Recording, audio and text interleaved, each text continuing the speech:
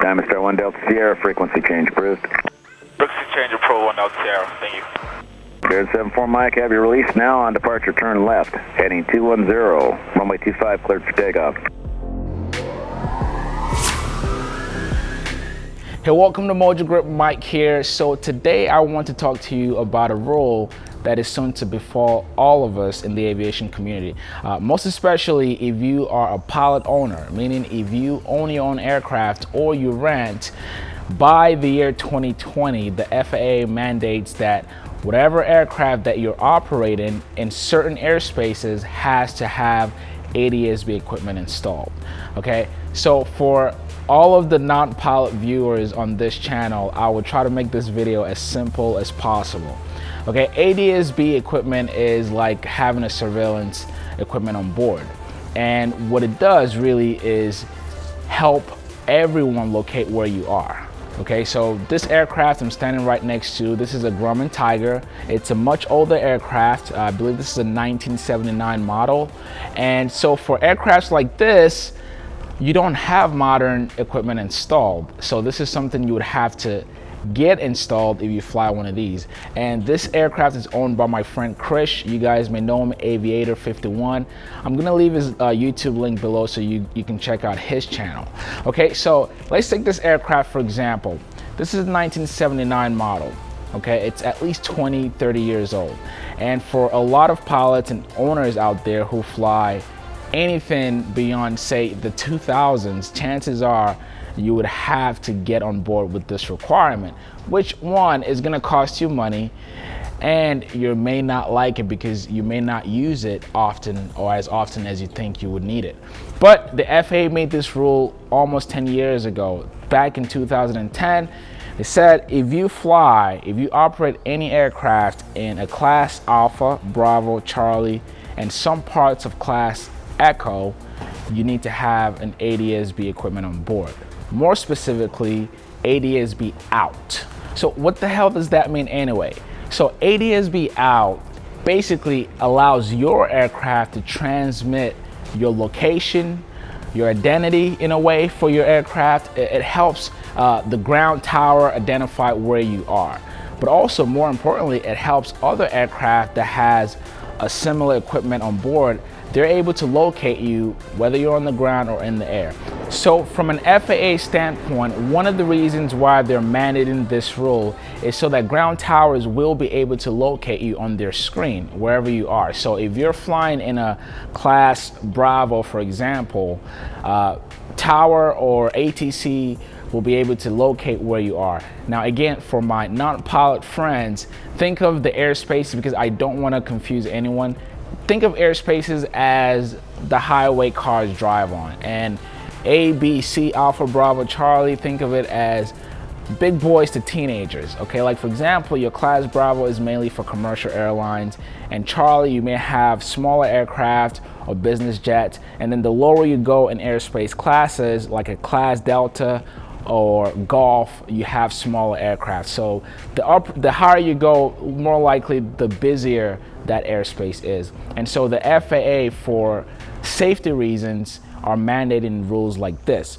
Okay, so again, back to the reason why they want you to have this equipment on board, mainly so that the people who are controlling the airspaces can't see you and they're able to tell where you are.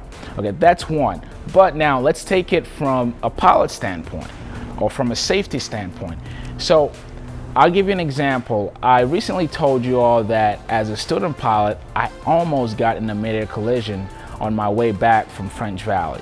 And this is what happened on that day. I was just coming into land, and I was flying what you would consider a modern aircraft. It's a Diamond DA-40, nicely equipped with the G1000, and I do have ADSB on board. But guess what? I couldn't see the traffic or the aircraft that almost hit me in midair.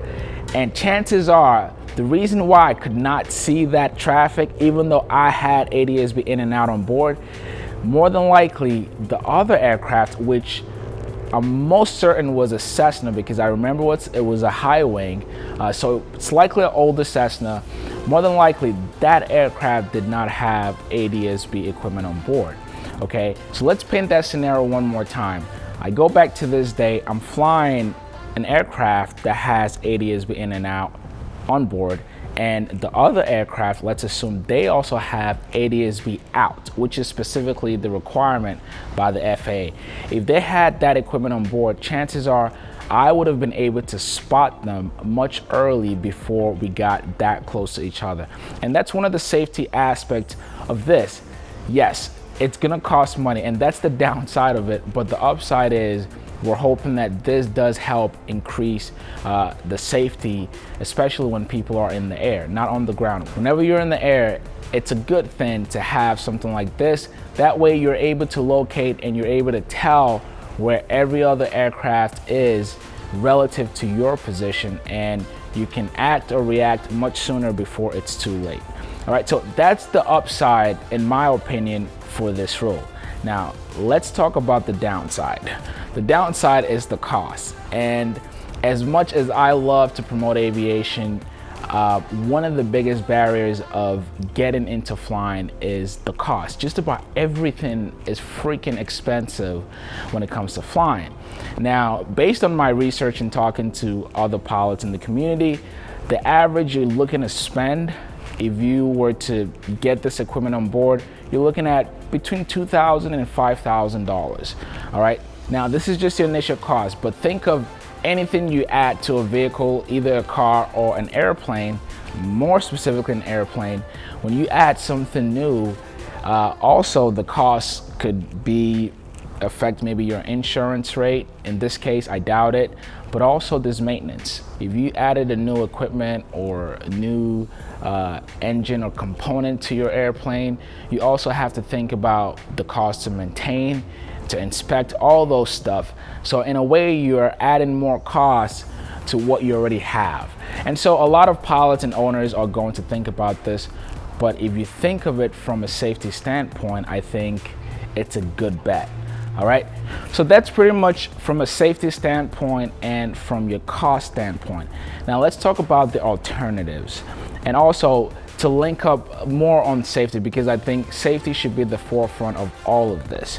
Now, the rule is if you're flying in a class Alpha, Charlie, Bravo, or some parts of class Echo, you need this equipment.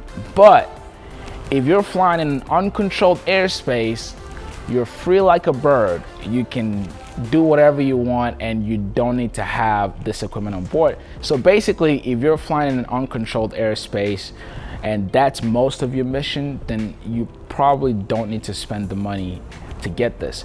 But I want to encourage you to do just the opposite. And I feel like this rule, from a safety standpoint, is sort of backwards. If you've ever flown in uncontrolled airspace, when it gets busy, it's madness, okay?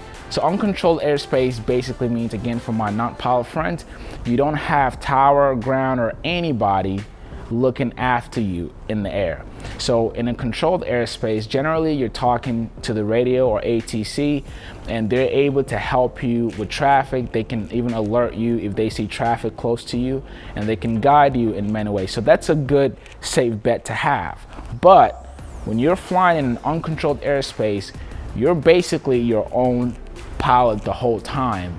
You have to communicate, which is the most important thing to do whenever you're flying in uncontrolled airspace, is to talk to the radio and let other pilots around you know where you are relative to them. But guess what? That's not always the case. You have pilots who just have a bad habit of not talking on the radio, and that could cause problems, especially in an uncontrolled airspace.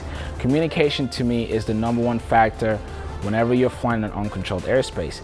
But again, there are pilots who just like to do nothing, which is dangerous for everybody in the air, which is why I personally think that this rule actually serves better in an uncontrolled airspace than in a controlled airspace. Because from a pilot standpoint, if I had an ADSB equipment on board, it really does help for me to be able to spot whatever aircraft is close to me, and that way I can fly the airplane correctly. Okay, so that's just my opinion. But if you are in limbo, like I said, if you normally fly in an uncontrolled airspace, I still think it's a good bet to have one of these on board. Now, if you don't want to spend 2 to 5 grand, here's some alternative, and I'll show you. So as an alternative, you can buy aftermarket equipment, not necessarily one that meets the requirement of the FAA, but just one that you'll have on board to keep you safe. So with this equipment, this is a Stratux box, and Chris told me that he spent roughly 100 to 150 bucks to get all this set up in here. All right, this is what you need. You need a Raspberry Pi computer. Those things cost like $30. You need 2 radios. You can get those for $20 a piece. You need an antenna or 2 antennas, and you can get those for around 10 bucks. Okay, so we're at $90. You need an SD card or micro SD card to be able to put all the software and GPS stuff in there. And you need a GPS antenna also, just as an additional. All right, so to set up this entire equipment, you need about $100 worth of parts, and you need a computer or access to a computer to get all the software you need on a micro SD. You download your GPS information and all that good stuff. You plug it in this, and then you can use Foreflight to get all the information into your tablet. And so with this equipment, you can have traffic information, you can have GPS, you can have weather information. Again, this doesn't necessarily meet the FAA requirements to qualify as a pass, but this, I think, for anyone who flies in an uncontrolled airspace, I think it's worth the money. You're spending a few $100, not even a few, maybe $200, $300 to get all of this set up, and you have just as much data as you would spending $2,000 to $5,000. So I think that's a safe bet for you. And Stratux box is not the only option. There are a ton of this out in the market. You just need to research them and find the one that fits your wallet best or that fits your aircraft best. But this works great, and Krish flies this aircraft using this. Guess what? He uses this more than he uses the $1,000 equipment on board. You know why? Because, for example, the 430W, which is what gives you the information on screen, the screen is about this big, okay? Imagine looking at tiny dots on a screen for traffic and weather information, whereas with this alternative, you can just have your big old 10-inch iPad on you using Foreflight, and you'll be able to get the data at a more pronounced, with a more pronounced image. So he actually uses the $100 equipment more often than he uses the $1,000 equipment. So this is a good bet and a good alternative for those out there who, again, fly in an uncontrolled airspace. And for those of you who fly a certified aircraft and you do need to meet this mandate, I'm gonna show you, well, I'll let Chris show you the equipment that they have installed for their ADSB in and out. So this is called a Stratux device as opposed to a commercially available device, but many people know as a Stratus. So originally this device was developed back in 2015 or 2016 by a bunch of guys. I want to do a shout out for Chris Yang, I believe is the name of the developer who created this program. So this device consists of a Raspberry Pi. I believe I have Raspberry Pi 3, but I believe I started with Raspberry Pi 2 and then upgraded to a Raspberry Pi 3. And it also has 2 radios. And you can see barely by the markings, one is a 978 megahertz frequency, another one is tuned to a 1090 megahertz frequency. And you will have to purchase those 2 radios, and you have to purchase the Raspberry Pi. In addition to that, you have to purchase these 2 antennas. But the radios actually come with the antennas, but you would rather buy these antennas that are specifically tuned for these frequencies. Okay. In addition to that, these are optional things that you can have is an external GPS device. So the Raspberry Pi has a USB, and you can hook this GPS device, which has a USB in. You can hook it to one of the USB outputs or outlets of the Raspberry Pi, and thereby you'll receive your GPS signal. So I went ahead and get the GPS device because my iPad is not does not have an inbuilt GPS. But if you already have an inbuilt GPS installed on your iPad or your tablet, you don't necessarily need this additional GPS dongle. So I believe I spent about $20 on the GPS device. Okay, in addition to that, you can buy a 3D printed case, or you can make your own case if you'd like. I've seen people making wooden cases, and for me it was easier to buy a 3D printed case that is available for $10-15.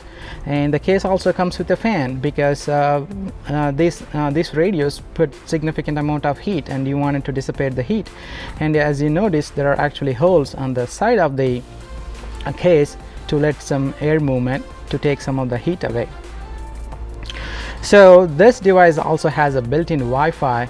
That is how I'm communicating to my iPad, right? So this is a screen that when you go to that particular IP address 192.168.10.1, and if your device is connected, this is what it's going to show. It's going to say how many SDR devices. So SDR is the name of the radios. So it shows I have 2 radios, and it's saying UAT, which is the 978 megahertz frequency radio, and then 1090 ES for extended squitter. So that radio is typically used by the airlines. For general aviation purposes, you might be just okay getting just one antenna, which is the 978 megahertz antenna, or 978 megahertz radio and an antenna. You'd be fine. So you can look at traffic, weather. You can pick up traffic and weather using this device. Let me switch over to Foreflight and show you how it all works out. So now I'm on Foreflight. You can see the blue dot, so that's the GPS location of the device. So it's pulling the GPS information from this device. As if there were any aircraft nearby, it will actually pick up those aircraft. So on the top left there, you can see the status of the Stratux. So now it's saying no towers, meaning that I need to be up like 3,000 feet to receive towers. The towers are specifically needed to receive weather data. So for example, if I was flying at 3,000 feet, I would actually receive METAR data, radar, terminal aerodrome forecast, and many other free aviation weather products, subscription free. So I don't need to pay any additional money to receive all those free products. And also, of course, I can see traffic on my iPad on a much larger screen compared to a 430, which is an inbuilt device. So that also shows the traffic, but as you can see, much smaller screen. So it's good to have traffic on both devices. When you're navigating using the 430, it's good to see the traffic over there, and on the other scenarios you have traffic on your iPad. So from the safety point of view, you're spending $150 to have a device, or you can make it cheaper or more expensive as you like. This is a do-it-yourself device, or you can buy similar devices that are commercially available for starting around $200, I believe. I would say go to stratux.me. That's the website. I think hopefully now Mike will put it in the comments there, and so that will get started on all the get started on all the parts that you need to pull this device together. So I have here is the inbuilt avionics, which is a Garmin 430W. W stands for WAS. This is a WAS capable device, and I also have a Garmin GTX 335. So this is the ADSB in and out device that I have installed in the airplane. So this would meet the mandate. This would meet the FAA 2020 mandate for the ADSB out installation. Because we fly out of a Class Delta airspace, we need that ADSB out device installed in the aircraft. So I believe when we bought the airplane, we already have the 430 built in. So this Garmin GTX 335 is the device that we recently added, I think sometime around last year. So the device cost us around roughly $3,000 to acquire, and costed roughly another $2,000 for the installation. So it's $5,000. You know, there are other cheaper alternatives for the Garmin GTX 335 that are gonna go much lower price. But the reason why we went with the GTX 335 is because it will play nice with the other Garmin avionics that we have installed on the airplane. So we have also applied for the $500 rebate. So we got that rebate. So that puts us at $4,500 as the total installation cost of acquiring the device, installing the device, minus the rebate. So we're looking at $4,500. Mike, so we do have this device. So the GTX 335 will pick up traffic. It will show on a much smaller screen. That's about 4-inch screen, I believe. And sometimes it's really hard to see that information. But my Stratux will also pick up traffic and show on a much larger screen here, which is much easier to see, and that will help you with the situational awareness greatly. If you don't have a fancy 430W or any kind of GPS in your airplane, you might be still better off getting something like this, so that you have a safety net when you are flying by yourself outside of the controlled airspace. So there it is, guys. I hope you learned something from this, and I hope it was informative for you. If you enjoyed the video, please be sure to give a thumbs up button. And if this is your first time, make sure you hit that subscribe button for me. Again, my name is Mike. Thank you so much for watching, and I will catch you all on the next video.